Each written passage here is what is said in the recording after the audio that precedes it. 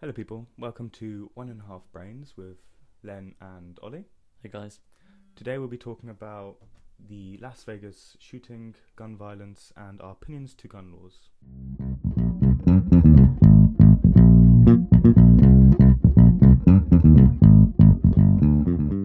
So we will be covering today the Las Vegas shooting, which happened on the 1st of October. So let's go through what happened, how it happened. So the gunman, who we will not name because we don't want to publicise him or his actions, started shooting at a crowd of festival goers who were attending the Route 91 Harvest Country Music Festival in Las Vegas. Of which, at the time of the shooting, there were 22,000 people watching the performance. The shooting started at about 8 minutes past 10 in the evening. the evening. The suspect, he shot from the 32nd floor of the Mandalay Bay Hotel in Las Vegas, which is located only 2 miles from the airport and is on the Las Vegas Strip. So it's right in the center of Las Vegas. Aiming directly at the crowd of people. Yeah. Killing about 59. Yeah, so far 59 people are dead and 527 people are injured. That was, of course, with an automatic weapon. Several. The police found 17 guns in his hotel room, although not sure how or what tactics he used or how he shot them.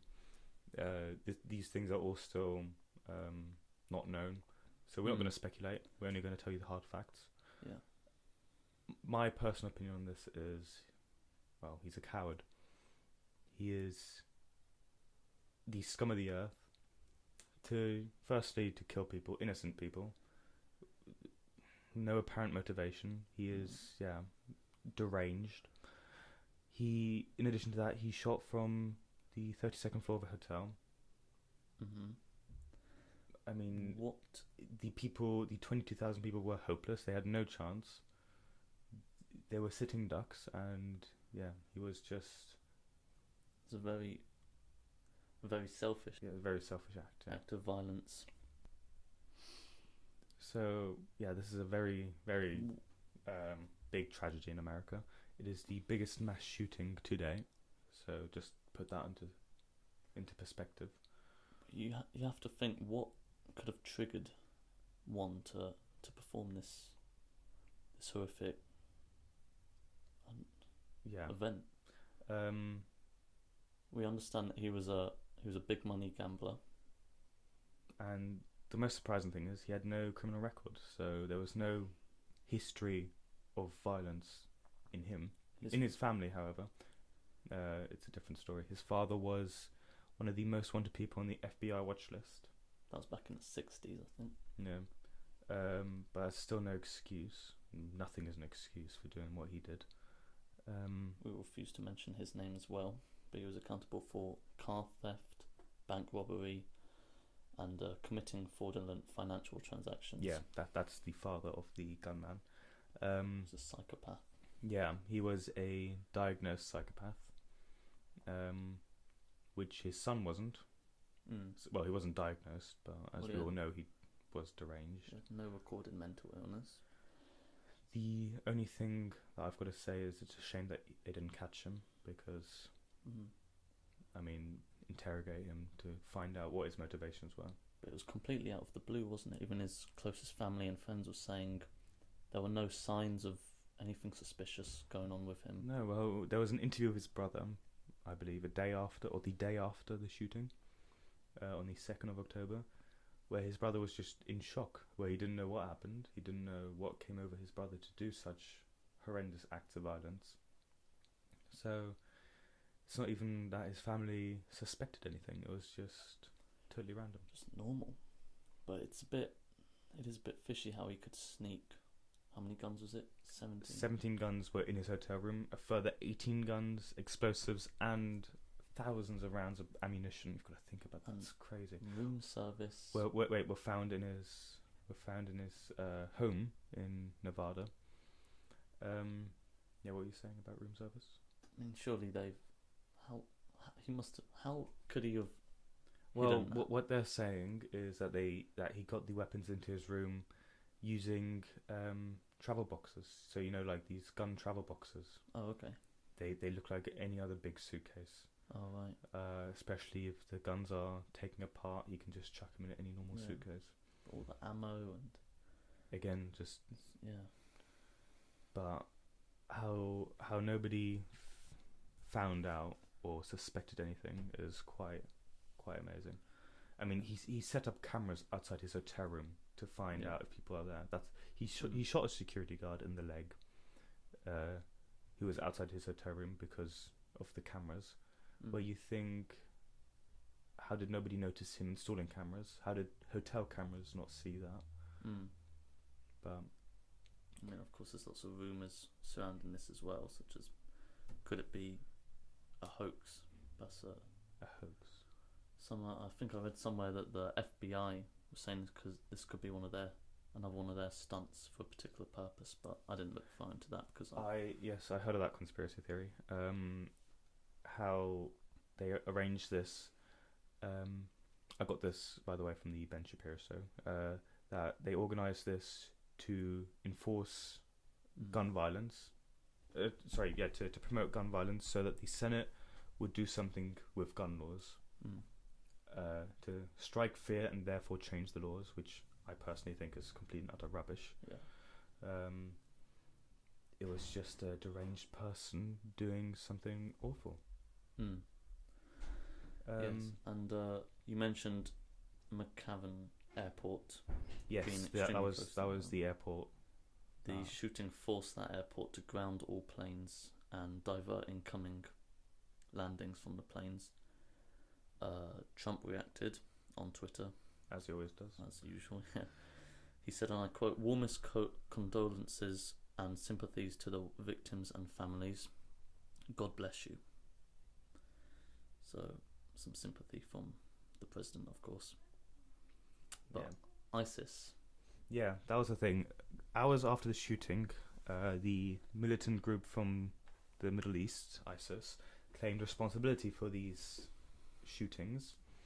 The FBI, however, quickly debunked this and said there were no international connections to this. No. We've seen this a lot from ISIS, that they claim responsibility for stuff they haven't actually done. So yeah, that's out of the picture. That's out of the discussion. So yeah, this whole incident in Las Vegas gave us the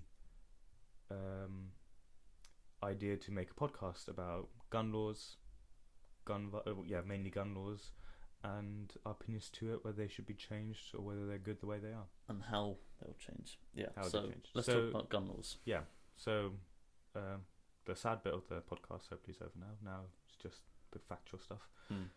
So gun laws. Let's start with the UK gun laws, shall we? So in 1996? Yeah, 96. The gun laws were changed due to a man who refused to name again used a legally owned handgun to kill 16 children, including a teacher. That's what forced the UK to change the gun laws as to how they are today.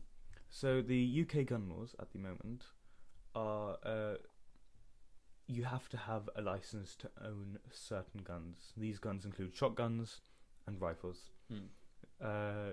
Many people just state the fact that they're used for hunting, for practice shooting, sports, and that's legal to own guns for those reasons. Again, the guns that you can legally own in the UK are all single shot guns. So that means that if somebody was going to go and shoot, go into a crowd of people and start shooting, he'd maybe only be able to fire 1, maybe 2 bullets before being tackled. Unlike in other countries where assault rifles are legal, where people would have no chance. So Australia, very similar. They also implied the current gun law in 1996 as well, when a man went on a shooting spree in Tasmania, the big island just beneath Australia, killing 35 people. That was with a semi-automatic rifle. So all these shootings led to governments changing these laws. So why not America? Yeah, that's the big question. Why not America? So the American gun laws at the moment are that basically anybody can buy a gun. I was listening to this American podcast the other day, the RT podcast, the Rooster Teeth podcast, and they were saying that you can go into a Walmart, which is just a big store in America. You can go into this store. There's a gun section in the store. Go up to there, say I want to buy a gun. They run your social security number and your name through a system. If it comes back clean, you get the gun. You get ammo, and then they walk you to the front of the store. And as soon as you're outside of the store, they give you the gun. And from then on, it's your responsibility. Yeah. So that basically means anybody in America with a clean record can buy a gun, which is very dodgy. Very dodgy.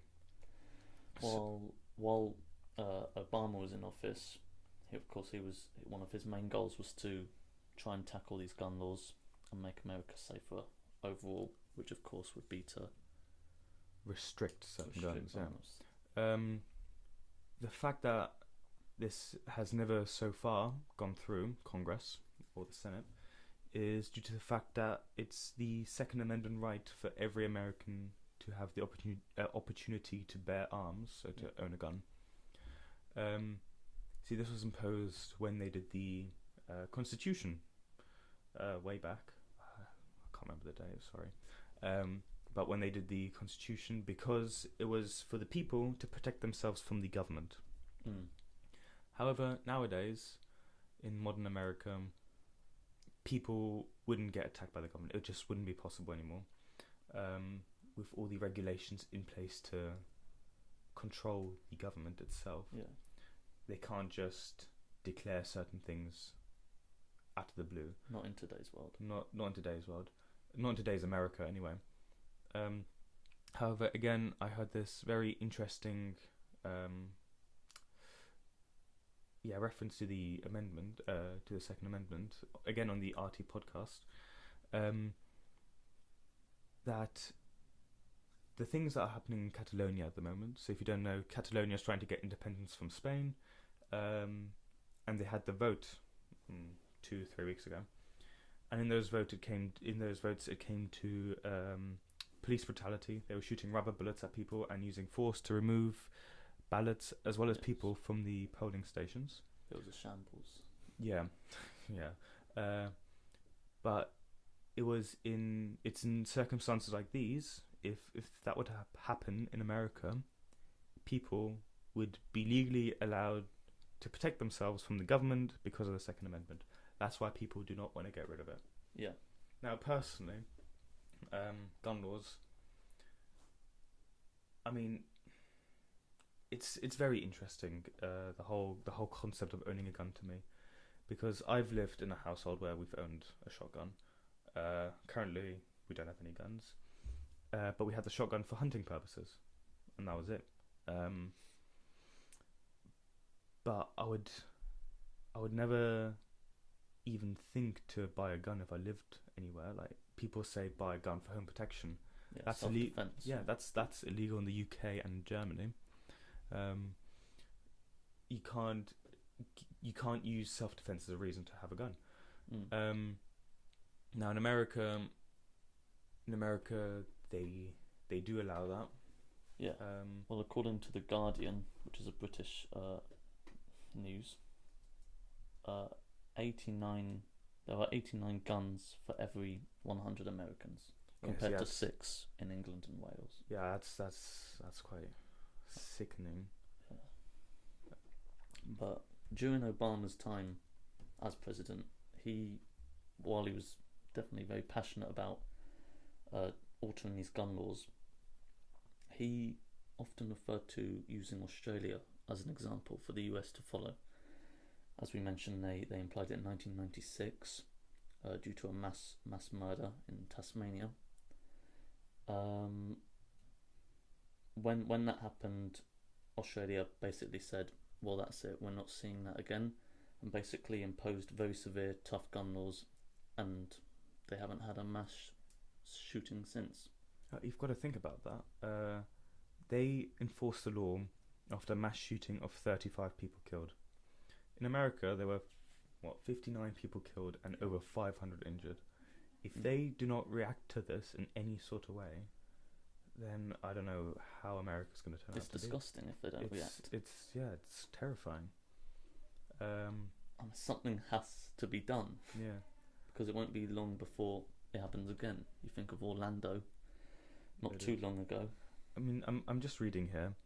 In Germany, Germany is the fourth highest country where people own legal guns, which is quite surprising to me. So in order, United States have the most gun per people, then Switzerland, then Finland, and then Germany.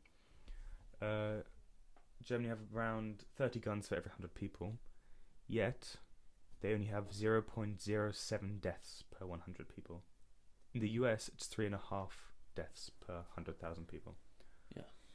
They have 11,000 people killed yearly through guns. 11,000. You've got to think about that. Is California being the biggest. The biggest state, yeah. Biggest state, yeah. So it's not.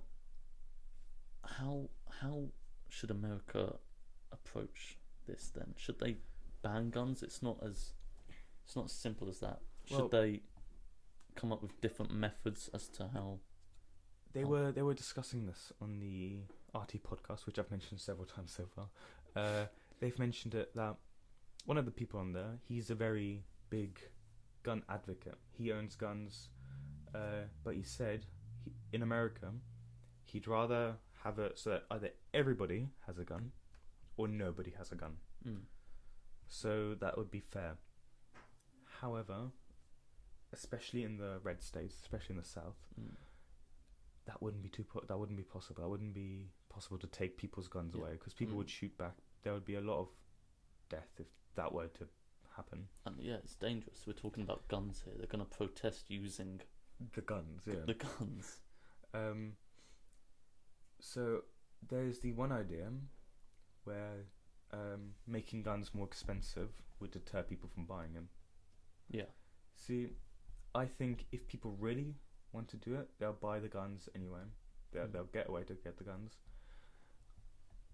My idea how we could potentially lower the gun-related deaths in the United States is if the prices of bullets would increase. Yeah. Therefore, people would only buy bullets for what they need. For example, a hunter would buy bullets to go kill animals for food. Yeah. But people wouldn't have the access to money to buy these. Yeah, like they said with the Las Vegas shooter, thousands and thousands of rounds of ammunition. Yeah. If each bullet, let's say hypothetically, were to cost $50, that's $50 per bullet. Not many people would buy them. People would just have ammunition for self-protection, for home defense. So maybe have one magazine. So they maybe have enough just to protect their family, but no more. Yeah.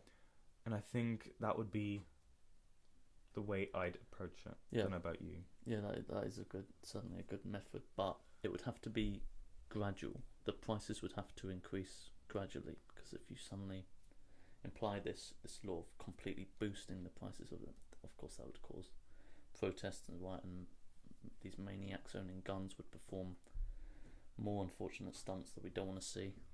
See, but I see where you're coming from there.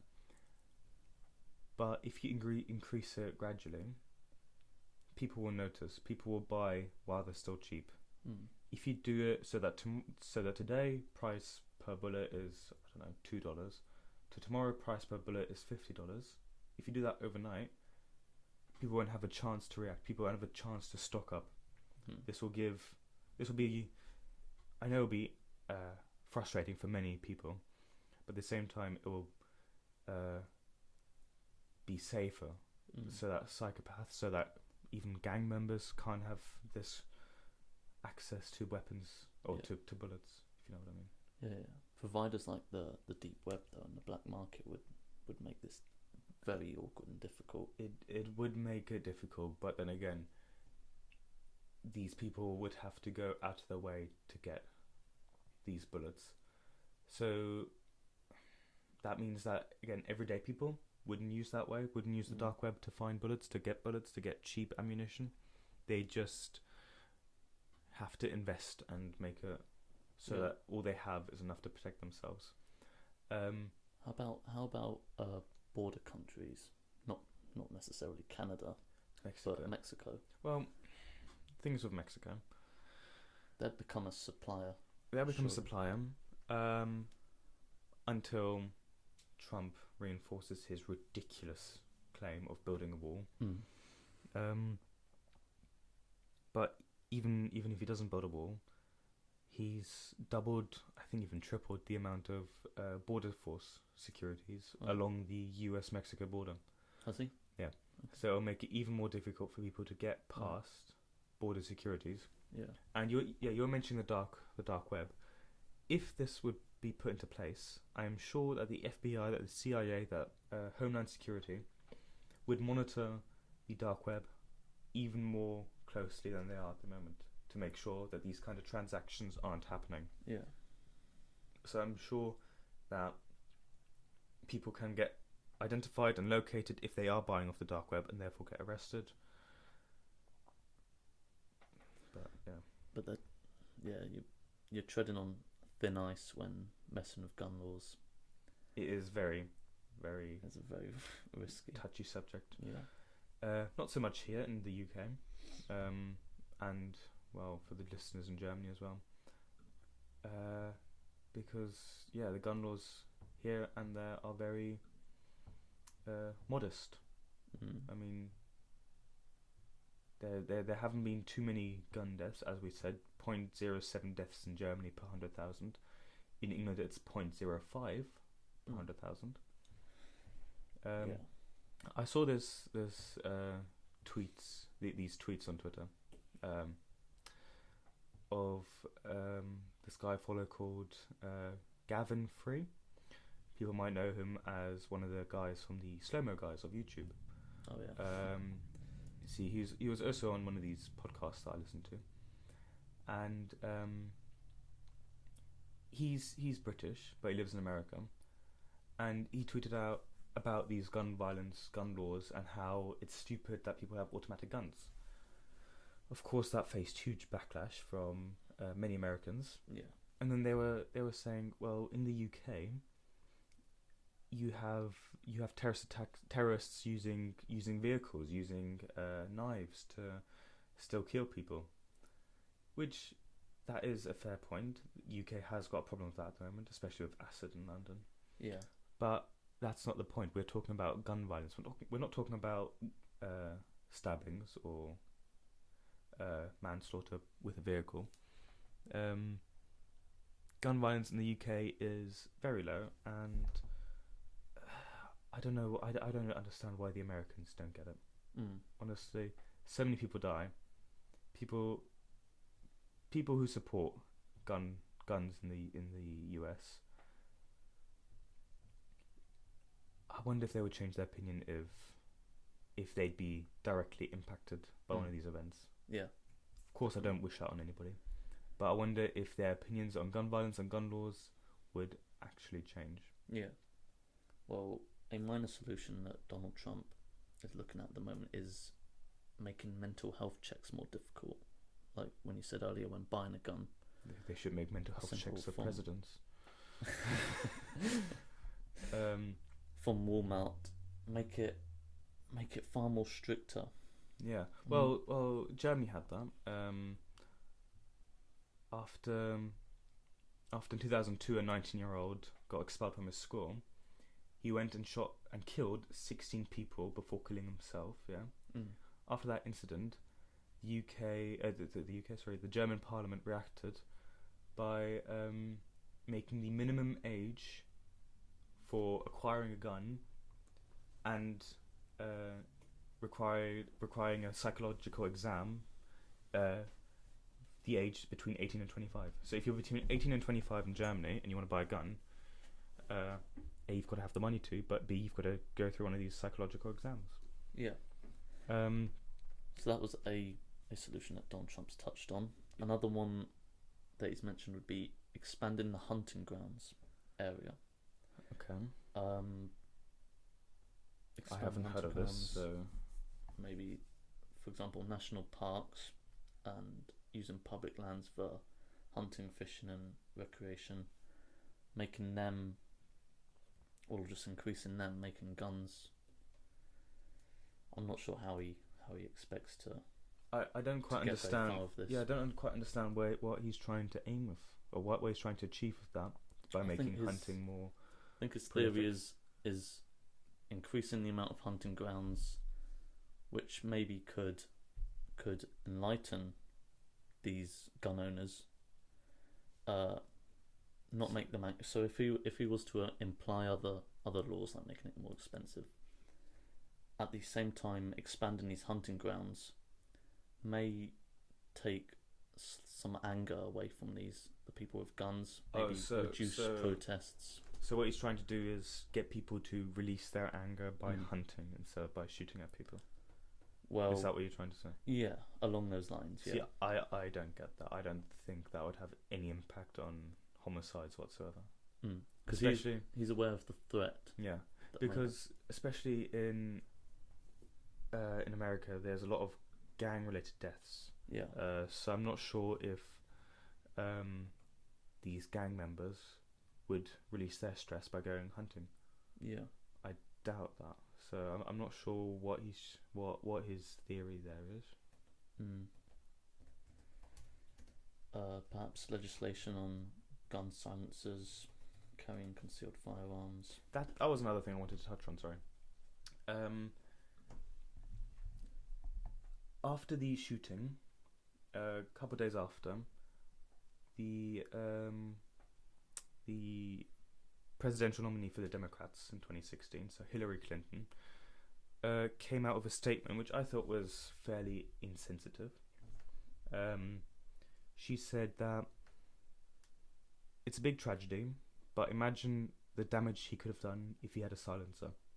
Yeah, So, although she did express her sorrow and her sympathy towards the victims and the families of the victims, I still think there was a better time to argue politics than that moment, because it was our first interview after the tragedy. And it's moments where like this where I think that politicians should put politics aside for a minute and just look at the human side of things. yeah. Which she didn't do, which surprised me, to be honest. But It's tricky. I wouldn't want to be put in the situation that the American government have been put in at the moment. yeah, Although they need to make reforms, they need to make changes, they need to tackle this. because the way it is at the moment, they can't sustain it.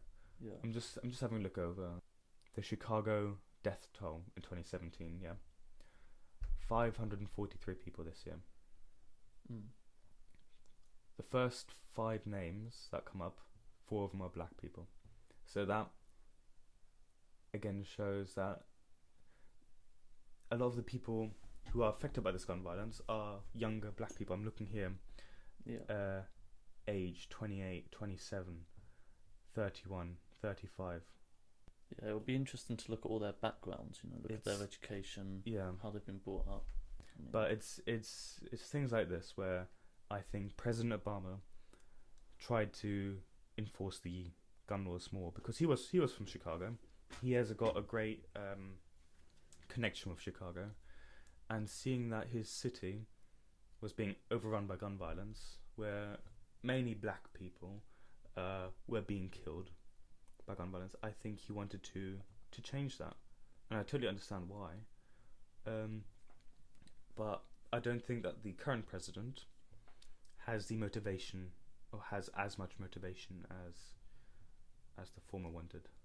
yeah, So, but it's all a very tricky situation at the moment in America, and the deaths. I think we can come to the conclusion that the best solution for this, although it may not be that as effective as we'd all want it to, but would be to make the medical checks and background history checks when buying a gun. More rigorous. Yeah, more strict. Yeah. Because these young people that you were just mentioning about in Chicago, which have been doing the shooting, Which have been affected by shootings. Yeah. Yeah, I'm sure the shooters have something which has forced them to go down this. Maybe a lack of education, maybe a difficult upbringing, family issues. I think when buying a gun, you should take into account all these different factors that could potentially lead you to a shooting. Yeah. Having looked at all these factors, we'd be interested to hear what your thoughts are on gun violence. Of course. On how you think we could change it, how you think America could improve their gun laws. And yeah, we're looking forward to seeing your ideas, and we might even discuss this on a future podcast if we get feedback. Please get through to us via our Twitter page. Yeah, 1_brains. That's a 1 as in the number, not ONE. So yeah, I hope you enjoyed the podcast. This should be out around about the 25th of October, that week. Yeah, hope you enjoyed it. Leave us some feedback on Twitter, and yeah, you'll be hearing from us soon. Thank you.